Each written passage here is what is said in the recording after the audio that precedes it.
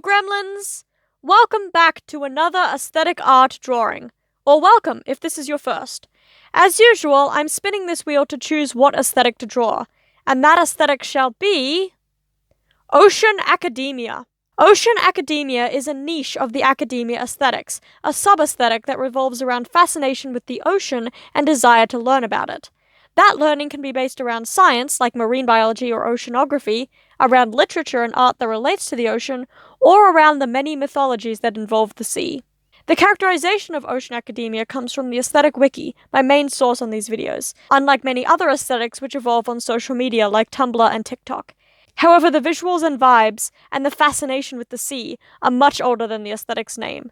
The ocean is terrifying, unknowable, and mysterious, and the fascination with that mystery is a key theme of ocean academia. Ocean academia visuals include foggy beaches and coastlines, ships, both old sailing boats and modern scientific vessels, ocean creatures, especially whales, crabs, and octopodes, seaweed, coral, and other ocean growth, old maps and navigation charts, compasses, model ships, books and papers, and a color palette of blues, greys, greens, and black. Activities that fit into this aesthetic include some basic activities that appear in almost all academia aesthetics, like drinking tea, reading, writing, and studying. However, most activities relate directly to the ocean.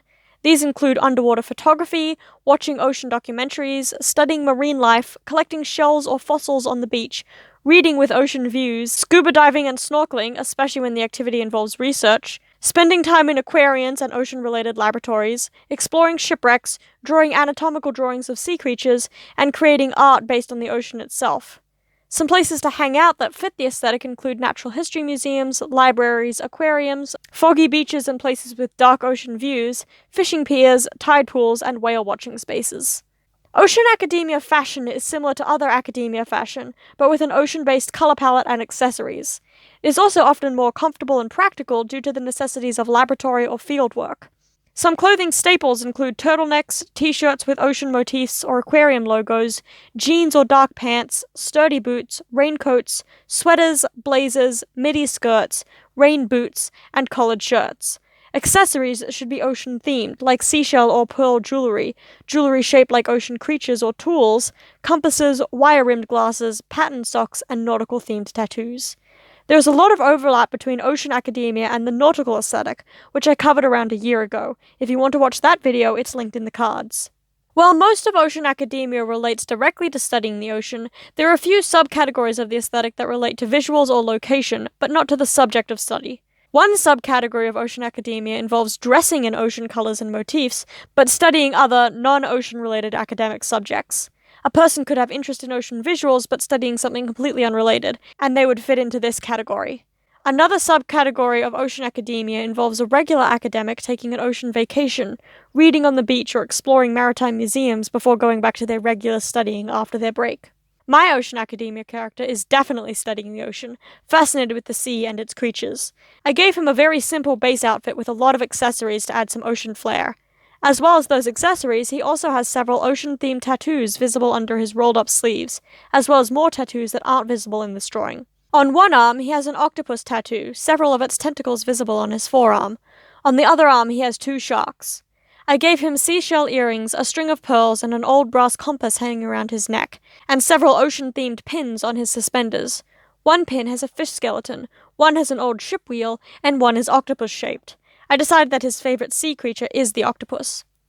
I gave this character a dark blue turtleneck, and like I did with my last nautical-themed character, I spent a long time drawing lines to indicate knitted texture. My lines are quite shaky, but if this is a hand-knitted sweater rather than a mass-produced one, I think it works. He has blue jeans with slightly wet hems, a hazard of working in an aquarium. The jeans are baggy, and I tried to make them all wrinkly around the knees and ankles, but for some reason pant wrinkles never seem to work out for me. I keep studying clothing folds in real life, but I can't seem to figure out how to draw them from memory. I also had some trouble with his visible hand. I hid one hand in his jeans pocket to make my life a bit easier, but the other is resting on a wooden cane, and for some reason that position is hard for me to draw, even though I've drawn it now a few times. I also originally planned to give him several rings, including a black ace ring on his middle finger, but forgot until partway through the coloring stage, when I quickly added them. This character has dark brown messy hair and a short beard, brown skin, and dark eyes. I spent quite a while in the background of this image. This character works in an aquarium and is currently standing in one of the back rooms where creatures are taken when they need help or to be researched. Please keep in mind that my knowledge of the behind the scenes of aquarium work comes from the movie Finding Dory. I even put an octopus in one of the tanks. The floor is shiny and tiled, and I spent a while figuring out how to make shadows on a slightly reflecting floor. I'm not actually entirely sure what scientific equipment would be kept in an aquarium backroom, but I decided to put a microscope on the counter between the tanks. In my sketch, I tried to draw it from memory, but I looked up reference images for the coloring and realized I'd drawn it all wrong, despite the fact that I used to own several microscopes as a kid and used them all the way through middle school and high school. I don't know how to draw water in a tank. I'm only recently learning how to draw water at all. However, I did my best with these tanks, and I hope they work.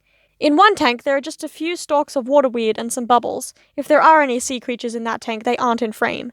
In the other tank, there is an octopus sitting on a rock examining the bubbles in their tank. When just putting a layer of blue over the contents of the tank wasn't enough to make it look like they were full of water, I added some water light. I don't know how else to describe it. I learned how to do this method when drawing a mermaid a few months ago, linked in the cards. Now the octopus and the rock they are sitting on are lit with that watery light. I also added some random swirly blue colors to the background of the tank and blurred it until it was just a subtle effect. I then decided to make the rest of the background darker, except for the tanks, which have lights inside to keep them glowing. This is an aesthetic I didn't know much about when I started this video, and an aesthetic that there isn't a lot of information about. The vibes of the ocean and the fascination with it are old and found everywhere, but categorizing those vibes within an aesthetic is newer. If you have a fascination with learning about the ocean, you might like this aesthetic, and if you do like it, let me know in the comments. I've started putting high-quality versions of my digital art on Etsy for download, so if you really like my art, check out my Etsy, link in the description. This art piece will be there, as well as a few others, and if you want a different image to be made available, let me know. Thank you for watching this video. Let me know what you think of this aesthetic in the comments. If you liked this video, consider liking and subscribing. Until next time, bye!